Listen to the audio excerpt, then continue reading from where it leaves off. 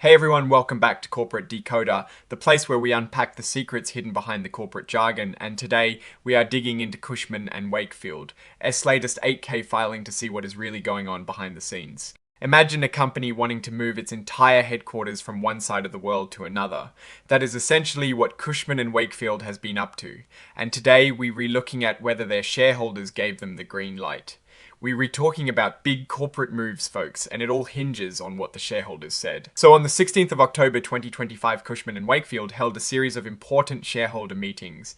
The main event was getting approval for something called a redomiciliation.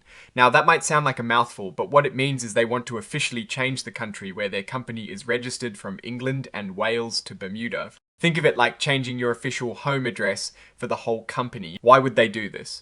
Well, the filing explains that this move requires shareholder approval, which they were seeking at these meetings. This change isn't just a simple paperwork shuffle, it involves a whole scheme of arrangement, which is just a fancy legal term for a plan to make this move happen. They're not just changing their address, they're restructuring and issuing new shares in a new company that will be based in Bermuda. Let's dive into the actual votes. First up was the court meeting. This sounds serious, and it is. Here one key thing was voted on approval of the scheme to make this whole redomiciliation happen. The results, as you see here, show a massive chunk of shareholders said yes. For resolution 1 approval of the scheme, a whopping 196 million shares were voted in favour, while only about 5.7 million were against. That is a pretty clear signal from the shareholders. Next was the general meeting. Here there were 4 important proposals. The first one, the scheme proposal, was essentially a repeat of the court meeting vote to approve the scheme and give the board the power to move forward.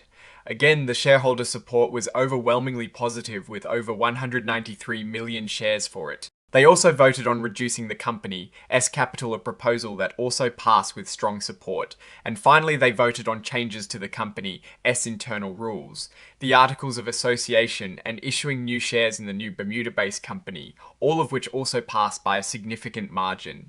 It is clear the shareholders are on board with this big move. Then there was the shareholders meeting, which focused on some advisory votes regarding governance changes for the new Bermuda company. These weren't binding votes, but they still give us a pulse on shareholder sentiment about how the new company will be run.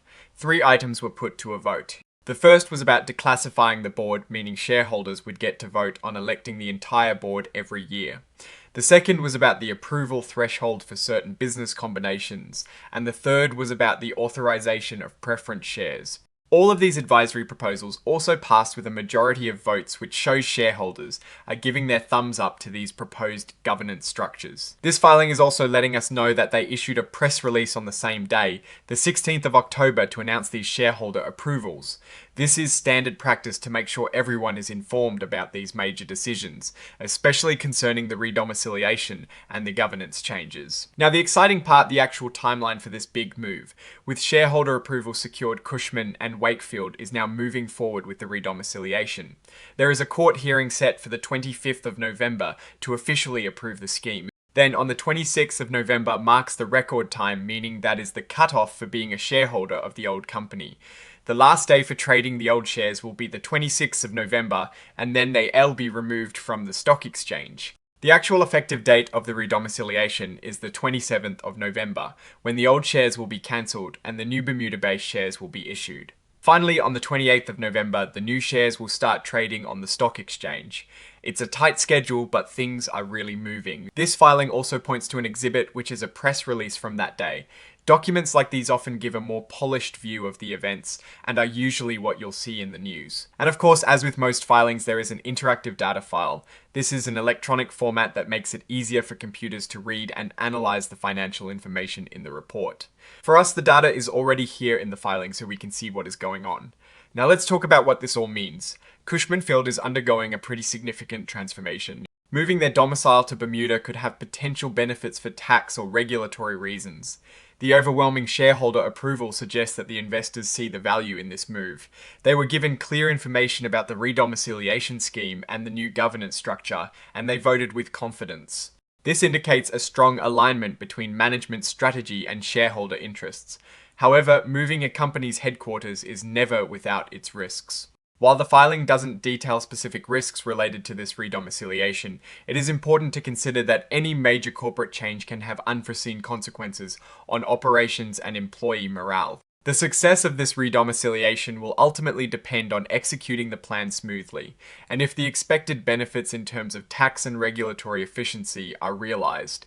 The timeline provided is ambitious and dependent on court approvals and other conditions, so any delays could impact the perceived success of the move. In conclusion, Cushman Wakefield appears to be successfully navigating a complex corporate restructuring driven by shareholder support.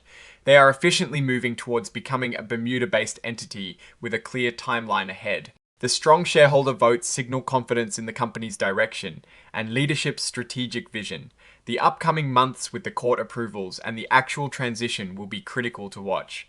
Alright, that is our breakdown of Cushman Wakefield's latest filing. What is your take on these strategic moves and what they signal for the company's future? Drop your thoughts in the comments if this analysis was valuable. Hitting that like button really helps, and subscribe for more deep dives. Don't forget to check out our Discord in the description. Thanks for watching, see you next time.